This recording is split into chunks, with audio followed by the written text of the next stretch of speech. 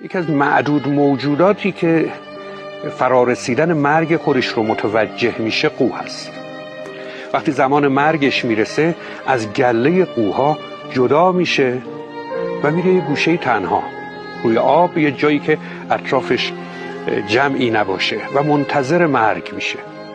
شنیدم که چون قوی زیبا بمیرد، فریبنده زاد و فریبا بمیرد. شب مرگ تنها نشیند به موجی، رود گوشه‌ای دور و تنها بمیرد. در آن گوشه چندان غزل خواند آن شب، که خود در میان غزلها بمیرد. گروهی برانند که این مرغ شیدا کجا عاشقی کرد آنجا بمیرد. شب مرگ از بیم آنجا شتابد، که از مرگ غافل شود تا بمیرد. من این نکته گیرم که باور نکردم. ندیدم که قویی به صحرا بمیرد.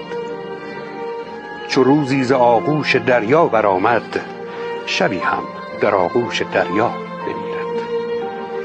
تو دریای من بودی آغوش وا کن، که میخواهد این قوی زیبا بمیرد.